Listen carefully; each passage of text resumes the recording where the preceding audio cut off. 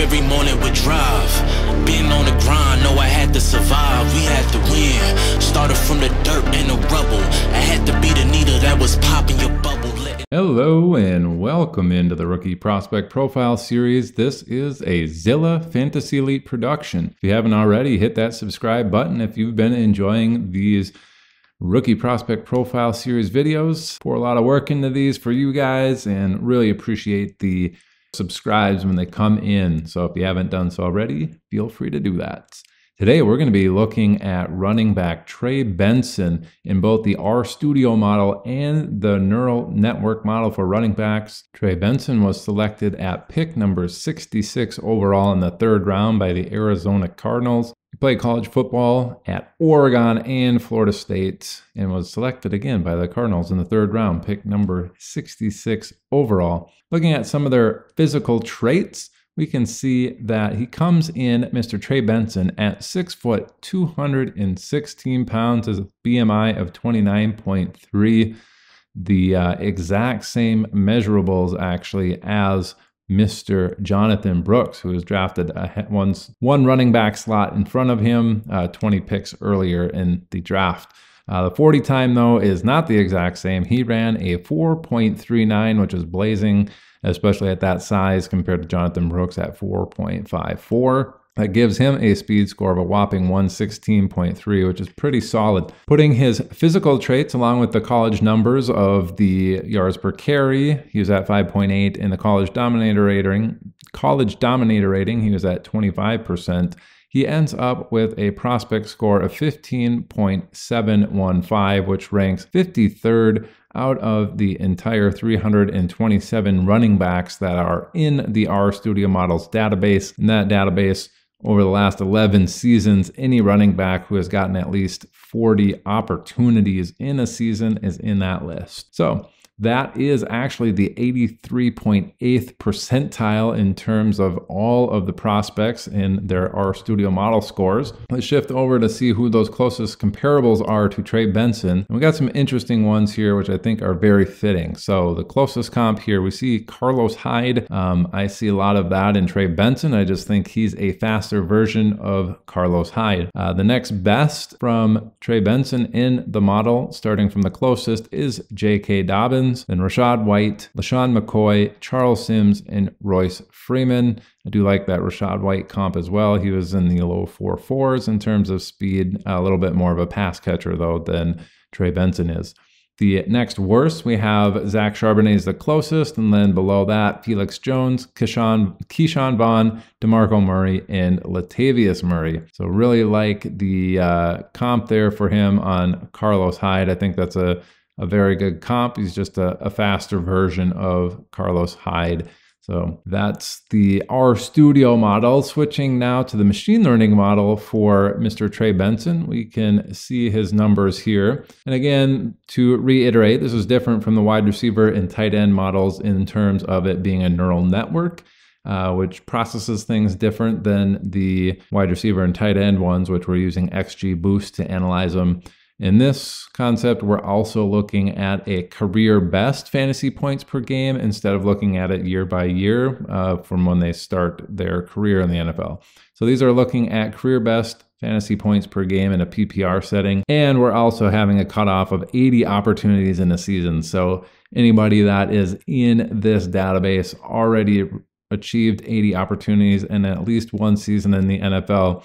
And we're getting the correlated best fantasy point per game season of that player's career in the model. So that's what we're looking at. This is why we can get some wonky numbers in terms of ranking and some of the values in here. But as we see, Trey Benson, 8.77 minimum there. That is the second best ranked minimum in the class. Mean and median at 12.3 and 12.35 respectively.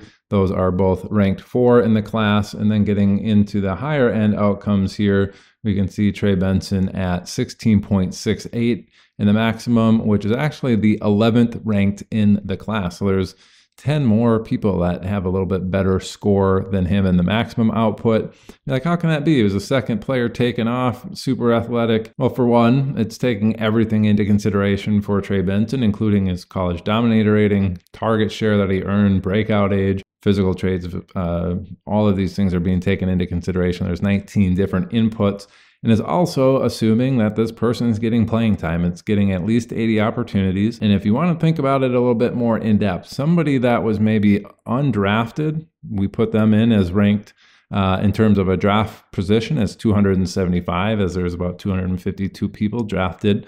Undrafted players get 275 as the rank. If they're getting at least 80 opportunities coming from an undrafted position, they're probably really good and getting a ton of opportunities because they've kind of overcome. Those people might do a little bit better in this model just because, hey, if they've got this draft rank and they're getting some opportunities, they probably have a unique skill set that gets them on the field in the NFL to produce fantasy points. So keep that in mind as we go through this. Trey Benson looking pretty good, just that maximum rank he does get kind of overshadowed by some of these other players. And again, these are pretty tight considering we're looking at career best. So mean and median, I would say Trey Benson is within about a half a point of the person that's number one, even though he's ranked number 4. But that max rank at 16.84, I think he's within 1.5 fantasy points of the person that's in number 1. Just keep that in mind when we go look through these. Anyway, with that being said, let's go look at that mean and median hovering around 12.3. Which players in our database for the machine learning model were hovering around 12.3 for their career best? Got a handful of running backs here in between 12.11 and 12.5 fantasy points per game as their career best. We have Zach Moss at 12.11, Mike Tolbert, Rashad Penny hit 12.17, and a couple guys at 12.3. We have Joseph Randall, Devin Singletary, and Bilal Powell, all at 12.3. Jerome Ford hit 12.42 last year. Ben Jarvis Green Alice, the old Cincinnati guy, if you remember him, 12.46.